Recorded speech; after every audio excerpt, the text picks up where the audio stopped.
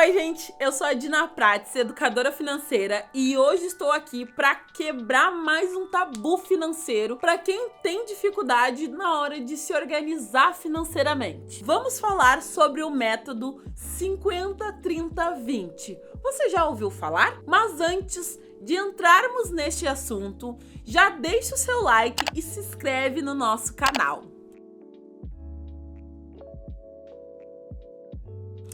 Primeira coisa, vamos começar falando da regra 50-30-20.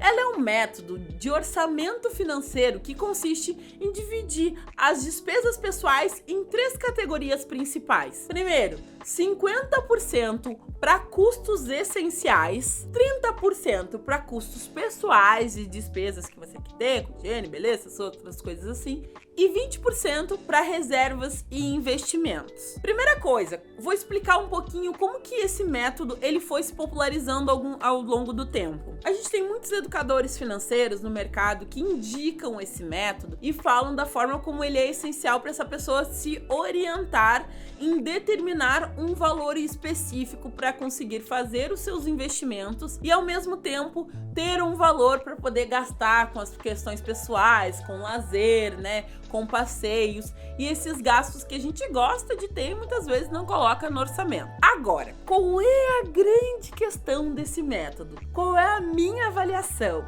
Acho ele um pouco problemático. Por quê? Qual é o problema deste método? Quando estamos falando dessa separação 50, 20 e 30, as pessoas estão pensando assim, bom, eu preciso só gastar 50% do meu orçamento em contas essenciais. 20% do meu orçamento tem que ir para investimentos e reservas. Eu não posso deixar de economizar, colocar esses 20% dentro da minha reserva e dos meus investimentos. No entanto, às vezes a pessoa tá cheia de dívida e tá colocando 20% do orçamento dela lá nessas reservas. Ou ela tá com 50%, tá gastando muito mais de 50% do seu salário em contas essenciais. E a gente precisa lembrar que passamos, né, e ainda vivenciamos os resquícios de uma pandemia, que a gente viveu um período e vive um período de inflação, né, em que os alimentos, o custo das coisas, o custo da gasolina, da energia elétrica, tudo subiu. Como é que eu vou garantir que o meu orçamento fique dentro desse 50% fechadinho e não extrapole, se muitas vezes o nosso salário ele não acompanhou esse aumento geral de preços que teve dentro da economia? E o nosso salário, ele não aumentou nesse aumento geral de preços que teve, o nosso salário, ele não aumentou, continuou. Então, como muitas vezes as pessoas vão conseguir adequar realmente um salário que já tá contadinho, que não tá dando para pagar todas as despesas do mês dentro de um método que vai fixar que 20% de tudo que você ganha tem que ser para reservas e investimentos. Tô dizendo que eu sou contra as pessoas guardarem 20% do que elas ganham? Não, gente, não tô dizendo isso. Eu estou dizendo que a gente tem que ter cuidado com métodos que são específicos e fechados, porque a gente tá falando de uma população que 77% da população brasileira está endividada. O que significa isso? Tem a sua capacidade financeira de pagamento futura comprometida. Então, lá em dezembro, lá em janeiro do ano que vem, em abril, já tem essa pessoa, muitas vezes já tem dívida. E aí ela já tá se preocupando que ela tem que realmente fechar dentro desse 50%.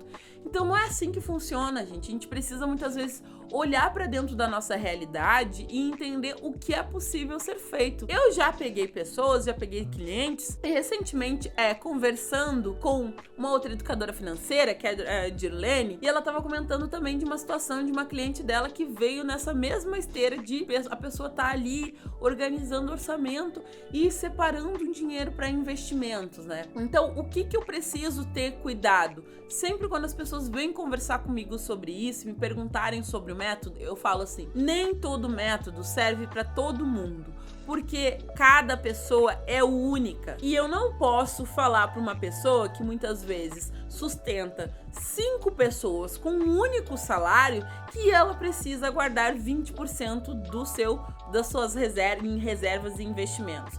Ou que só 30% vai para o momento de lazer. Às vezes nem tá sobrando para o lazer. O que faz nesses casos? Ah, não faz nada, né? Joga tudo pro alto e sai. Não é assim que funciona, gente. Então, dicas práticas, né, de organização para além desse método. Entenda quais são os seus custos fixos, quais são as suas despesas fixas e quais são as suas despesas variáveis, né? Quanto que você custa mensalmente, qual o seu custo de vida. E determine uma meta também de investimento, de valor para você investir mensalmente. Você consegue começar com R$5, é os R$5 que você vai tirar do seu salário, mas você precisa se comprometer com esse investimento. E se comprometer com essa projeção de gastos, porque você pode fazer uma média dos seus gastos, entendendo qual é a sua estrutura de custo de vida. Você tem que entender quanto que você gasta nas suas despesas fixas e quanto que vai gastar nas variáveis. E aí pode fazer uma média mensal, entendendo como vão ser os próximos meses. E aí vai determinar as suas metas de investimentos e reservas. Então aí já é um bom caminho para começar a te ajudar, não necessariamente só olhando um método que muitas vezes não vai dar conta da sua realidade, gente. Mas quem utiliza esse método, ok, se ele funciona para você, tudo bem, continue utilizando ele, mas tenha sempre o cuidado de ficar atento se isso está encaixado dentro da sua realidade. E se você está investindo os 20% e tem capacidade financeira de investir 30 e 40, é importante também refletir se o método realmente está fazendo efeitos na sua vida. Enfim, bora lá, gente. Bom, espero que vocês tenham gostado e que esse vídeo tenha ajudado vocês a começar a se organizar melhor financeiramente. Comenta aqui embaixo já se vocês já usaram esse método e qual a opinião de vocês sobre o assunto, qual método vocês costumam utilizar por aí, porque a gente vai ficar por aqui, mas sempre tem mais conteúdo no nosso canal. Então vejo vocês e até mais!